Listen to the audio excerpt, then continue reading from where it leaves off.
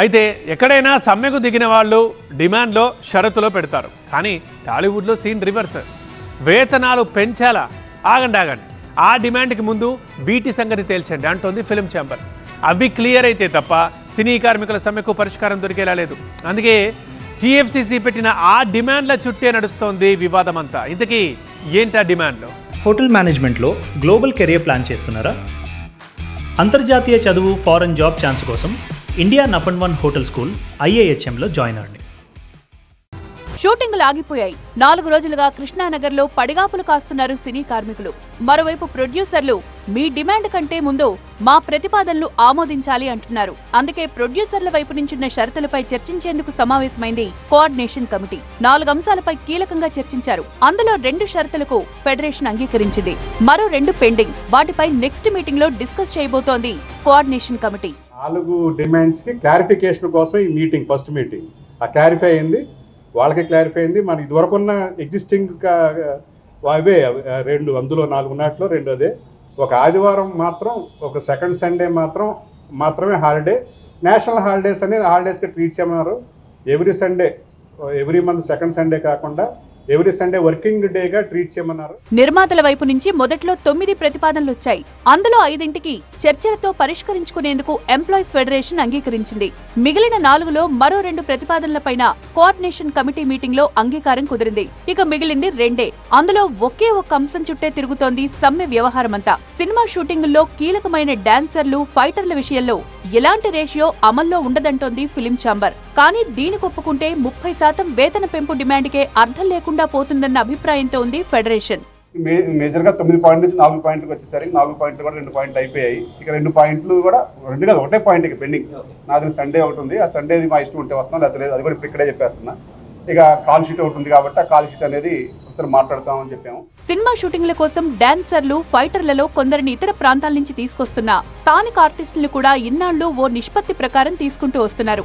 ఇప్పటికే వేరే ఇండస్ట్రీల ఆర్టిస్టులు తమ ఉపాధికి గండి కొడుతున్నారనే అభిప్రాయంతో తెలుగు సినీ కార్మికులున్నారు. ఇప్పుడు ఈ రేషియో డిమాండ్ ఒప్పుకుంటే లోకల్ ఆర్టిస్టులకు పొట్టకొట్టినట్లే అన్న ఆందోళన ఉంది. ఆ షరతుకు ఒప్పుకుంటే లోకల్ డాన్సర్లు, ఫైటర్లకు తీరని నష్టం జరుగుతుందనే భయాలున్నాయి. అందుకే ఆ ఒక్కటి అడక్కు అన్నట్లుంది ఫెడరేషన్ రియాక్షన్. వారి వివరణ వారు చెప్పారు, చాంబర్ పెద్దలు చెప్పారు, మా వివరణ మేము చెప్పాము. ఏదైనా ఇక అంతిమంగా ఒక 2-3 మీటింగ్లో దీన్ని క్లోజ్ చేస్తామన్నారు. మా ప్రపోజల్ చెప్పారు, మీరు 30% కాదు, కొంచెం మీరు ఎట్లా చేయొచ్చు అని. మేము కూడా కొన్ని విషయాలు చెప్పాము వాళ్ళకి. ఇలా అయితే మేము కూడా అంగీకరిస్తామని. మరి వారు మాట్లాడుకుని వారు చెప్తారా ముందు. మరి మా వివరణ అయితే ఇంకా ఏం లేదు. 30% జీతం పెంపు డిమాండ్ తెరపైకొచ్చాక ఎంప్లాయీస్ ఫెడరేషన్ ముందు 9 అంశాలు పెట్టింది ఫిలిం ఛాంబర్. 12 గంటల కాల్ షీట్ ని సౌకర్యవంతంగా నిర్ణయించడం అందులో మొదటిది.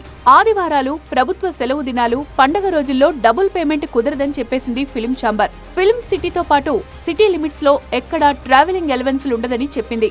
డాన్సర్, ఫైటర్స్ విషయంలో ఎలాంటి రేషియో అమలుకు అంగీకరించేది లేదని తేల్చి చెప్పేసింది. ఏ క్రాఫ్ట్ సిబ్బంది ఎక్కడైనా పనిచేయొచ్చని, ఫెడరేషన్ వర్కర్లనే తప్పనిసరిగా నియమించాల్సిన అవసరం లేదంది ఫిలిం ఛాంబర్. ప్రొడ్యూసర్ పర్మిషన్ తోనే టెక్నీషియన్లు, వ్యక్తిగత సిబ్బందిని నియమించుకోవాలి. పర్మిషన్ లేకపోతే తమ సొంత ఖర్చులతో వ్యక్తిగత సిబ్బందిని పెట్టుకోవాలని ఫిలిం ఛాంబర్ కండిషన్ పెట్టింది. చిత్రీకరణ సమయంలో యూనియన్ సిబ్బంది, ఆర్టిస్టులెవరూ స్మార్ట్ ఫోన్లను వినియోగించకూడదనేది ఫిలిం ఛాంబర్ పెట్టిన మరో షరతు. ప్రతిరోజు షూటింగ్ ముగిశాక ఫిలిం ఛాంబర్ కి బిల్లులు పంపాలని, వాటి పరిశీలనకు 2-3 రోజుల టైం ఇవ్వాలని ఫిలిం ఛాంబర్ నిబంధన పెట్టింది.